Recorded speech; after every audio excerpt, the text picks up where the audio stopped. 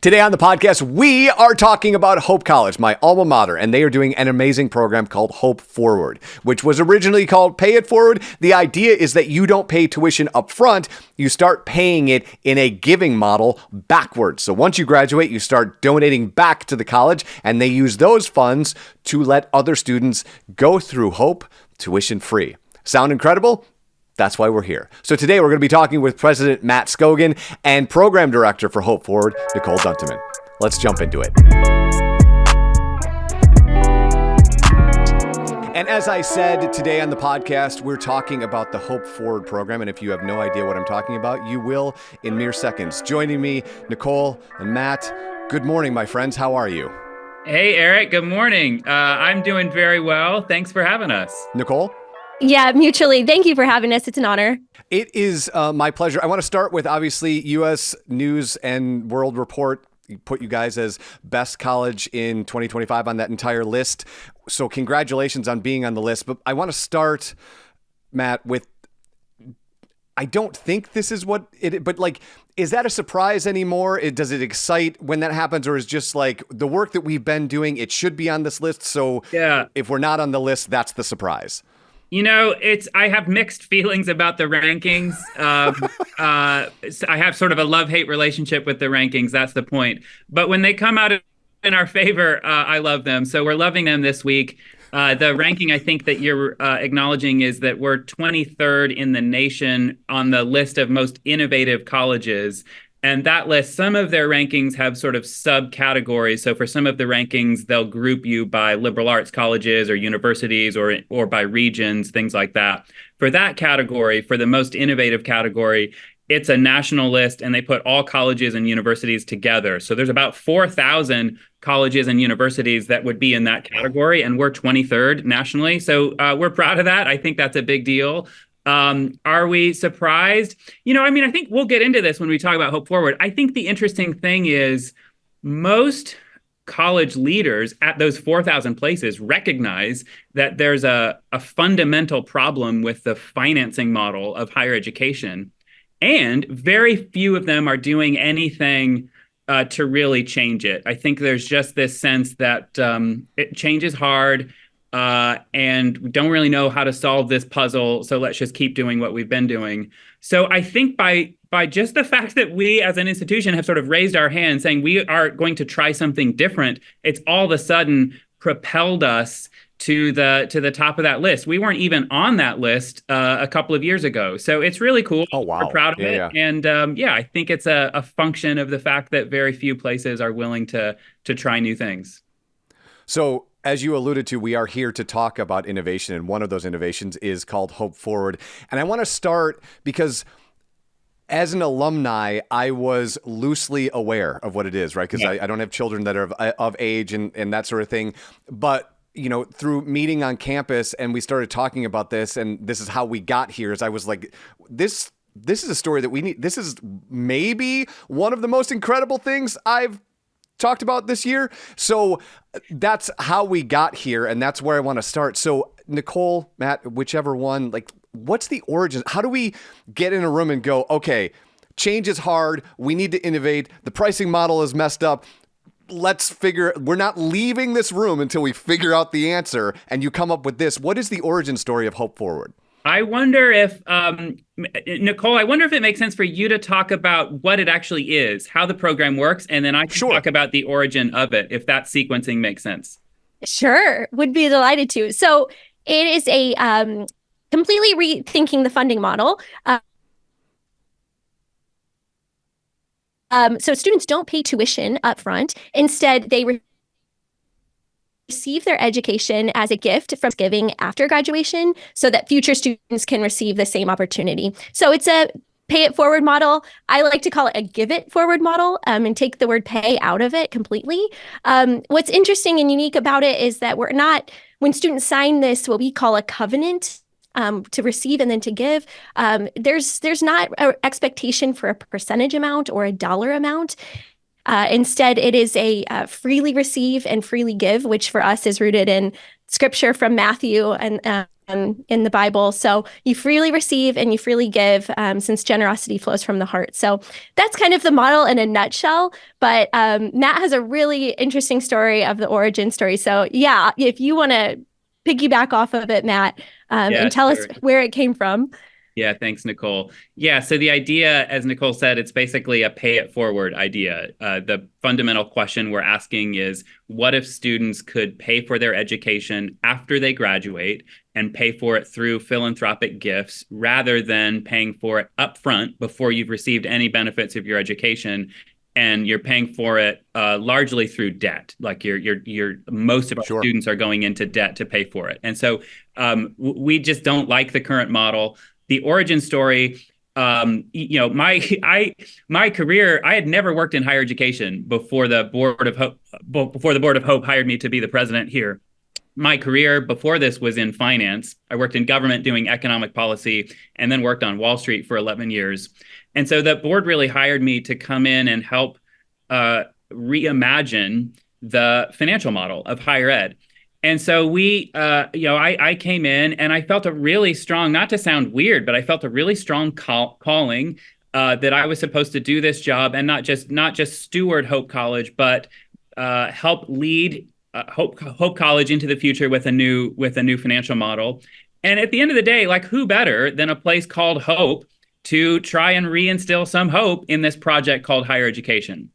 So the board basically hired me and said, Matt, you can essentially do anything you want except the status quo. So it was a really exciting framework in which to enter the job, where they're basically saying, we've hired you from outside of higher ed to come in and rethink certain aspects of the business model. We spent about 2 years talking about what problem we're trying to solve and what we could do about it. As Nicole said, we landed on we went to our Christian mission and we landed on one verse in Matthew. It's Matthew 10:8, where Jesus says, freely you've received, now freely give. And we kind of had this epiphany, like, holy cow, what if we actually applied what Jesus is talking about there, not just to our personal lives? What if we applied it to our actual institution, to our structure, to our business model? And so we started playing around with that. And we decided this could be really interesting. What if we had this sort of pay it forward model? We decided to go ahead and start testing it, start piloting it. So 3 years ago, we started piloting it with a small group of about 20 students. Today, 3 years later, we now have 120 students in that pilot. So we've had significant growth there, and we feel good about that. And we're learning a lot. We're learning a lot about how this model is working. We haven't had any graduates yet. We'll have our first graduates from this program in the spring. So we're looking forward to that. But we are really learning a lot. And I will say the headline is, so far, everything just seems to be breaking to the high side. In many ways, it's even surprising us how transformative it is to have just kind of flipped the business model on its head. What if you pay after rather than before? Nicole, and I know it's not really essentially like a Christmas Eve scenario, but like on the eve of launching this thing, what's going through the team's mind when you've got these 20 students in this pilot and you're like, okay, Goldfish, go do the thing, and let's hope that this figures itself out. What was that initial launch like, and how quickly, Matt, did you have that epiphany that like, everything's breaking to the high side? Like, where I thought we were gonna get friction, it didn't arrive. Oh, well, it's interesting because the students, they started receiving mailers. And at that time, it wasn't even called Hope Forward. It was called Pay It Forward. And so the students in this inaugural cohort have really been there from the beginning, right around the same time as a campus. We were digesting this and envisioning this and thinking about how this will change our institution. The students are coming in. And so the students, that inaugural cohort, have been at the very, very start. And so we call them co-creators of the program and of the model. So they have a lot of input. They have a lot of say in what's working and not working, and how they're receiving this and how it's landing for them. And so they've been co-creators since day one, which I think is really a beautiful model where we're not just as an institution taking this on, but we're taking it on communally. Staff, faculty, students, administration, we're all coming together and saying, how do we move the needle, and how do we change the model, right? And how do we move toward this together? Because it is a culture shift. So yeah, that's, I think, primarily what was going through my mind is how's this landing for the students, and what are we learning? And as we take our first baby steps, and here we are.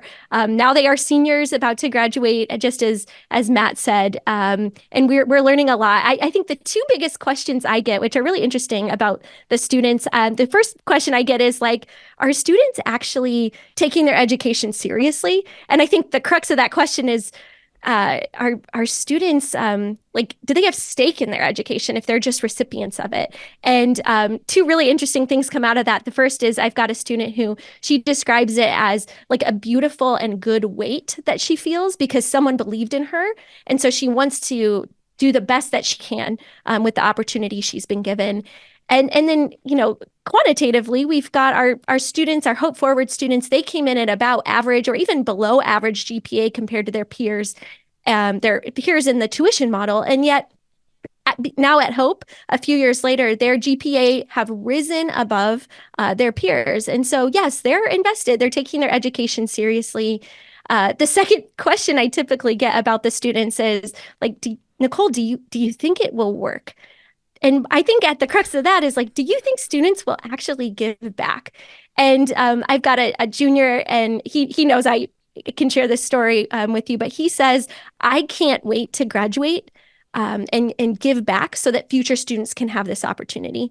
And he's studying to be a doctor. He's all in on his education and then all in on this model, and can't wait for other students to be in his shoes one day because of what he gets to give. So. And yeah, just some numbers for you. I'm a data person, so love to talk the numbers. 98% of our students are saying they're growing in their understanding of generosity. 100% say they're growing in gratitude. And then our seniors, I've talked a lot about them. They're the inaugural group, so they hold a special place in all of our hearts. And they last spring wrapped up a financial literacy series Of course, we talk about generosity more broadly than just the finances, but sure. We don't shy away from the money. We want to talk about that, and we want to ensure that students feel empowered and equipped when they graduate. So after this financial literacy series, 100% of our seniors said that annual financial and generous giving back to Hope College is in their financial plan. So yeah, is it going to work? All signs point to a resounding yes. And we're excited to see what happens in the coming years. Nicole, the obvious second question then is, how does a student get into this program, right? We started with 20, we're now to 120. How does that, I shudder to use the word, so I'm not even going to. So like, how do they fall into the program? Sure. They apply to Hope College first and foremost, and any student who's accepted to Hope College is eligible to apply to Hope Forward. And then it's a selection process. There's an essay component and an interview component.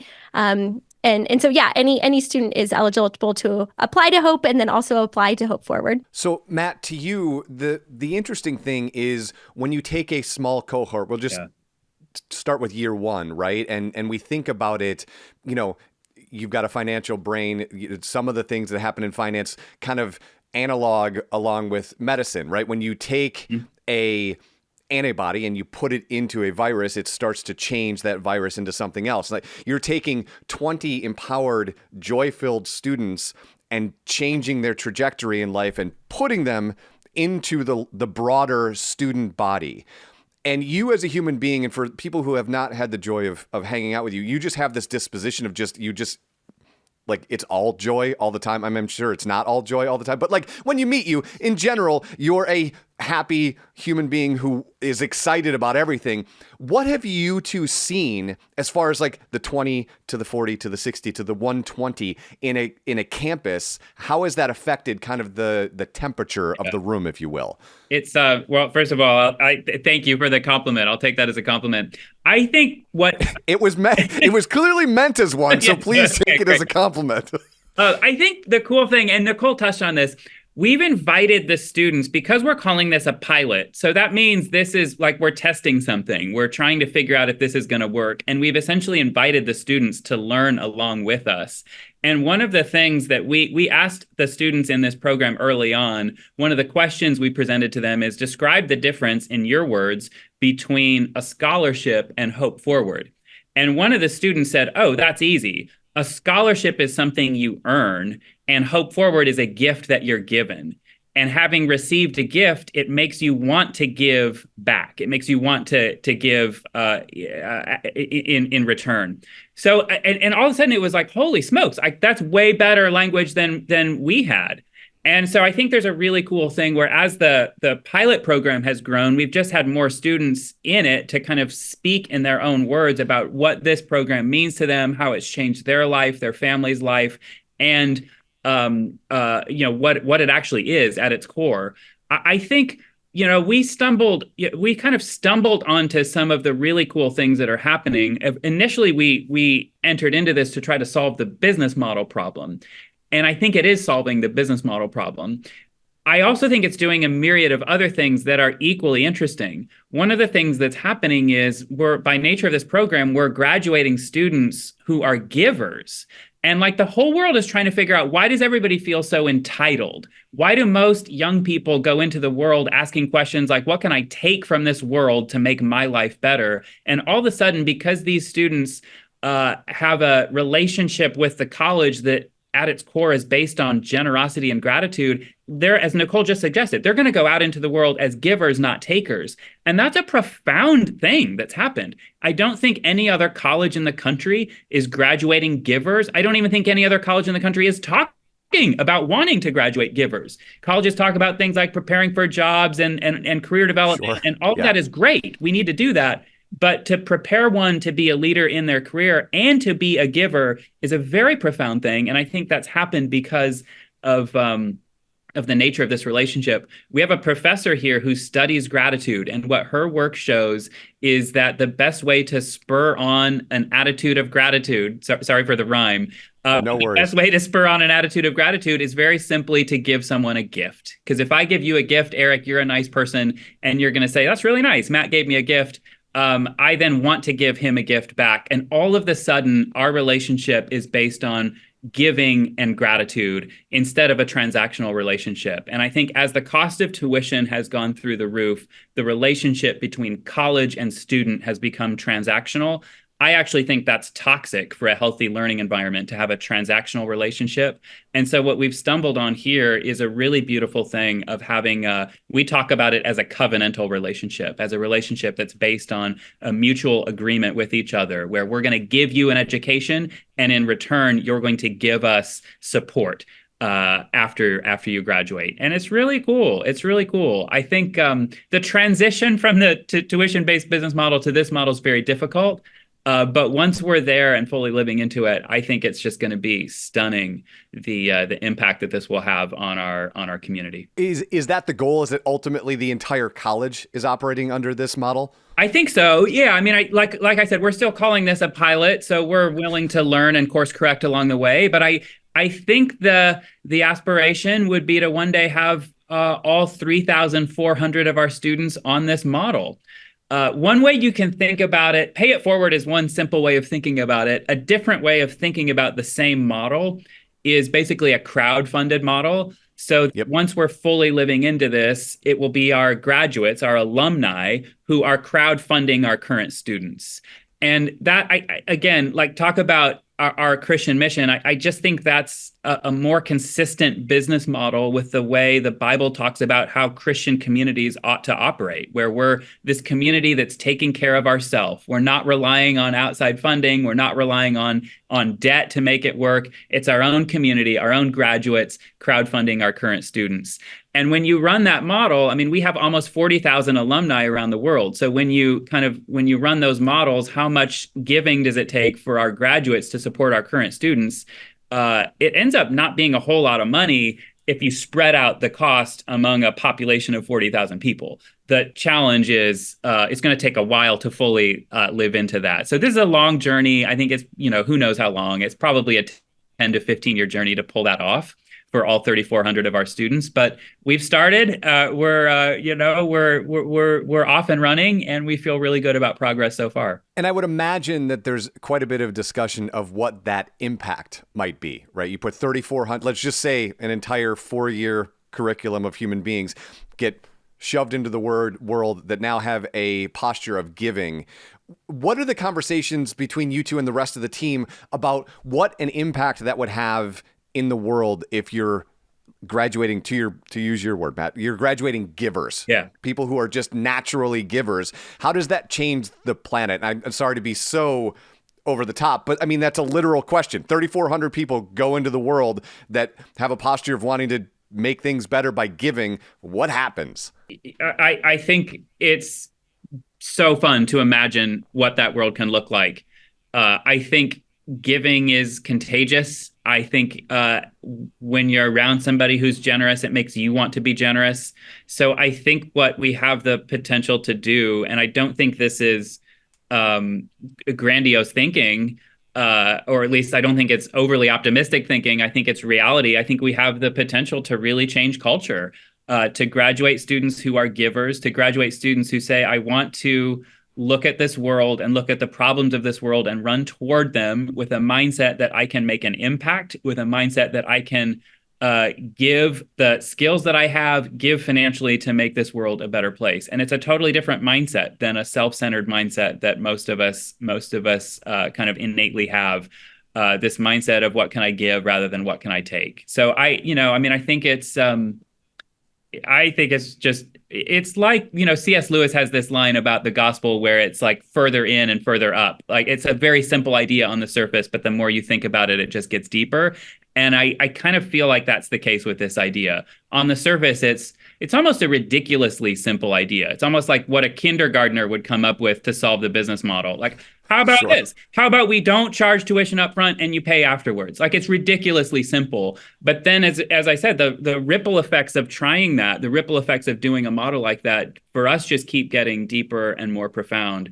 So I think it's sort of the sky's the limit in terms of what the impact this can have on culture, on higher ed, on hope, and everybody who kind of looks at us as a leader. Nicole, you are our data human being on this call. We've been doing this for a couple of years. Has there been, I'm sure there's been a number of them, but what has been the most surprising thing for you, not for the students, but as you're going through this process and you're interacting with them as program director, what was, give me maybe one of the top one or two moments where you're like, oh, wow, okay, this is different. Yeah, great question. I think for me, and I think for many of our campus staff and faculty, it was the Catalyst Summit that we had on our campus in March of 22, I believe, 23, March of 23. Yeah, year and a half 23. ago. And all of the podcasts and panels and the videos, they're all on our website that people can refer to. But it was a powerful moment at the student panel when students were asked about their experience, and students were saying things that I have never heard of college students talk about and speak about.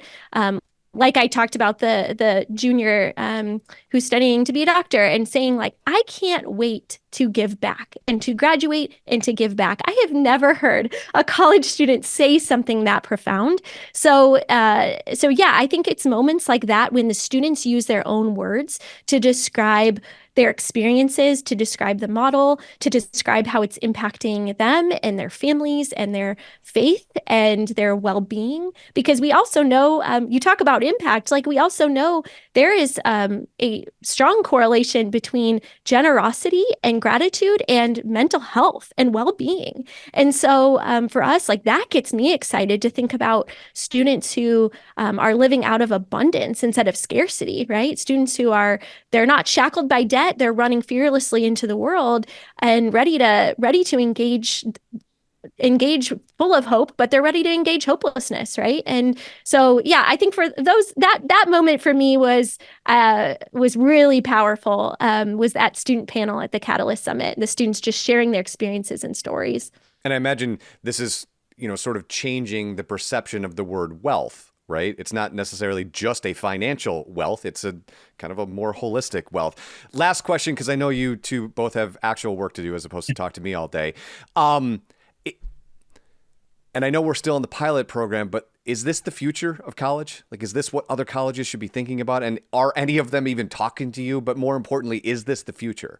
Oh, I certainly don't think it's the only way. I didn't say the only way, but like, is it the future? Like, Is it the, is this a way, an innovative way to think about the, obviously when you're dealing with finances, there's a million ways to kind of chop that up. But as far as I can tell, and this is again how we started this conversation, you're the only ones even remotely trying this. So while there might be other futures, Nicole, I don't see any. Yeah. So is this the future? I think it's certainly a very innovative model. It's a very hopeful model, and one I certainly think can shape the future of higher ed. Yeah, I think the interesting thing, Eric, is in my view, there ought to be 100 different flavors of how you can fund a college education. And when you look at traditional higher ed in the United States, there's not 100 different flavors. There's one flavor, and it's tuition and debt. And that's it. That's the only thing out there. And I think this model seems to be working really well for us. It's at its core tied to our mission. Whether this could work at every college or university, I don't know. I'm not arrogant enough to presume that what works here works everywhere. But I do think it ought to be the case that there should be different models, financial models for how to fund a college education, not just one. And so if anything else, hopefully we can kind of open the floodgates so that other places feel free to start experimenting with other ideas, to start trying other things themselves. And change is hard. Change management is hard in any sphere. I think it might be especially hard in higher education because we've been doing the same thing the same way for a very, very long time. I mean, institutions like Hope are old. We're 163 years old. And to take an old institution and try something new is difficult. But I think it needs to be done. I think there's all this data showing that public confidence in America's system of higher ed is at an all-time low. That's translating to fewer high school students going to college. This year, 61% of high school graduates went to college.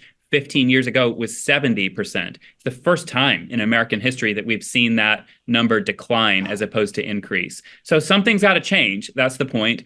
And whether this is the future of college for every college, I don't know. But I do think it ought to be the case that there ought to be different ways of funding an education, not just one. Matt, Nicole, thank you for the time today. This has been an absolute blast. I would love to touch base with you next year and see how much further along the program is if we could. Let's plan on it for sure, Eric. Thanks for having us on. Look forward to connecting in a year. Thank you, Eric.